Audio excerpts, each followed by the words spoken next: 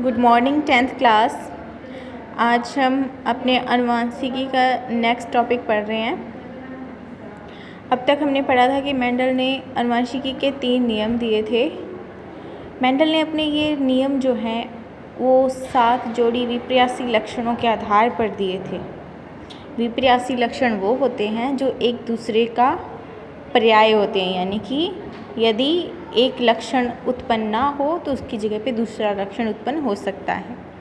जैसे पहला लक्षण था पादप की ऊंचाई, या तो पादप बौने होंगे और या फिर लंबे होंगे। पुष्प की स्थिति या तो वो शीर्ष पर लगेंगे या कक्ष पर, तो शीर्षस्थ या फिर कक्षस्थ।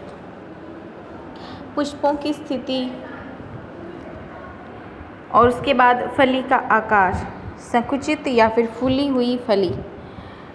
फिर फली का रंग, यानी कि या तो रंग पीला होएगा या फिर हरा। बीज का आकार झुर्रीदार या फिर गोल। बीज कवच का रंग सफ़ेद या धूसर। बीज पत्र का रंग हरा या पीला। तो इन सब में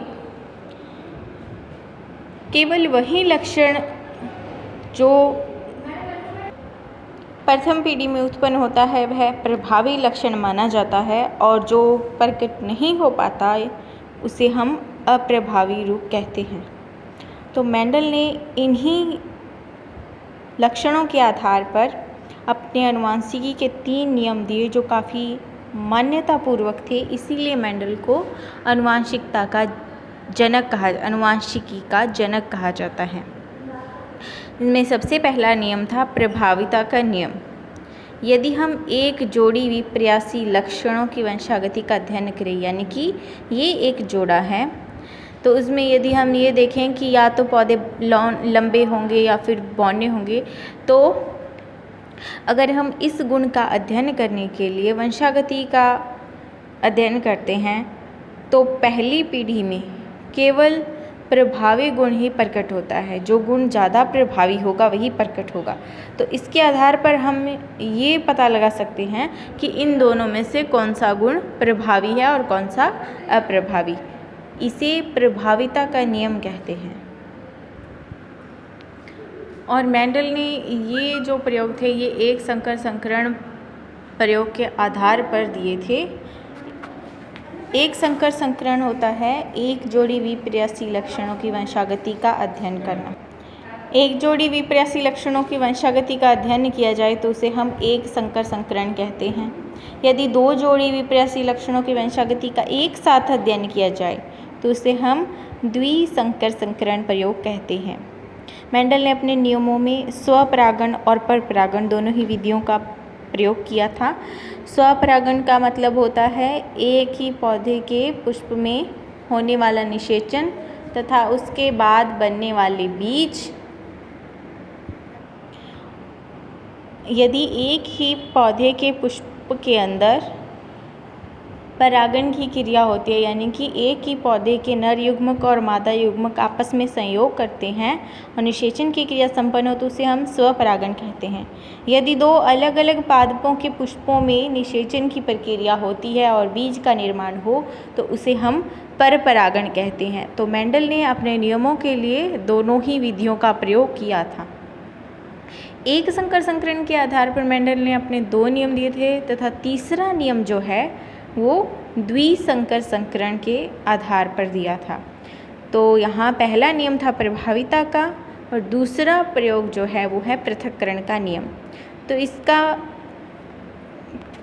प्रतिपादन इस प्रकार से किया कि यदि हम एक जोड़ी विपर्यासी लक्षणों के वंशागति का अध्ययन करते हैं तो पहली पीढ़ी से जो हमें संतति प्राप्त होती है, जो प्रभावी गुणों युक्त संतति प्राप्त हुई है, द्वितीय पीढ़ी में यदि उनके मध्य में स्वपरागण करवाया जाए तो द्वितीय पीढ़ी के अंदर क्या होता है, प्रभावी गुण और अप्रभावी गुण पृथक पृथक प्रदर्शित होते हैं, यानी कि दोनों गुण ही अलग अलग दर्शाए जा सकते हैं। जैसे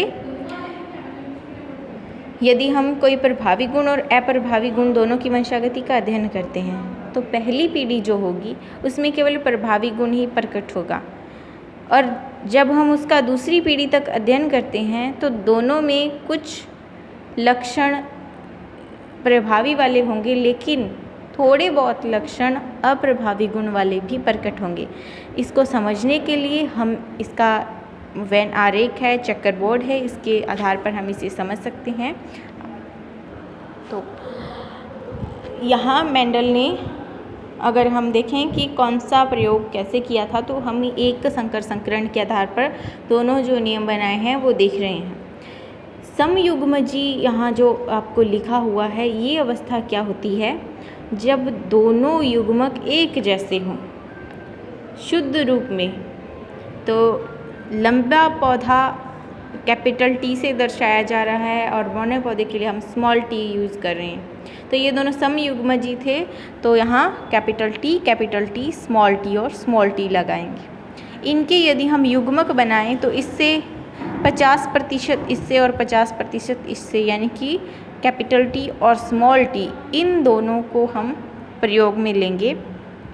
लंबे पौधे और बौने पौधे के पुष्पों के अंदर जब हम परपरागण करवाएंगे, यानी कि परपरागण होगा, एक पुष्प के नर युग्मक का दूसरे पुष्प के मादा युग्मक से संयोजन, तो दोनों के गुण एक नए पादप में प्रकट होंगे, जहाँ पर वो विषम युग्मजी रूप में होगा, यानी कि दोनों युग्मक अलग अलग तरीके के हैं, कैपिटल टी और स्मॉल टी। इस संतति पीढ़ी को, यहाँ उत्पन्न होने वाले पादपों को हम F1 पीढ़ी कहते हैं, यानी कि पहली बार उत्पन्न होने वाली संतति पीढ़ी। यहाँ के सभी पौधे जो हैं वो लंबे थे। बौने पौधे और लंबे पौधे का यदि हमने क्रॉस करवाया, संकरण करवाया उनमें, तो जो नए प्रकार के पौधे बने थे, जो बीज बने, उसके बाद हमने पौधों को दोबारा से बोया, तो उससे जो पौधे प्राप्त हुए वो सारे के सारे पौधे जो थे वो लंबे पौधे थे, जबकि संयोजन दोनों का ही हुआ था। तो यहाँ पता ये चलता है कि लंबा जो गुण है पौधे का, ये प्रभावी है। तो मेंडल ने पाया कि पौधे का लंबा गुण जो है वो प्रभावी है और बौना गुण जो है वो अप्रभावी है। तो इस आधार पर मेंडल ने अपना प्रथम नियम दिया, जिसे हम प्रभाविता का नियम कहते हैं। उसके बाद उसने इन्हीं पौधों के अंदर स्वपरागण की प्रक्रिया करवाई। इन्हीं बीजों को, जब ये पौधे बड़े हुए, उनके बीज हुए, उनको दोबारा से बोया, तो उन्होंने देखा ये है नर युग्मक का और ये है मादा युग्मक का चिन्ह।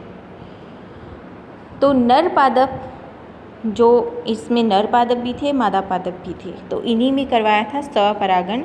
तो हम यदि युग्मक बनाएंगे तो दोनों अलग अलग हो जाएंगे, capital T small T, capital T small T, दोनों तरफ एक जैसे ही पादप थे, सभी बीज एक जैसे थे।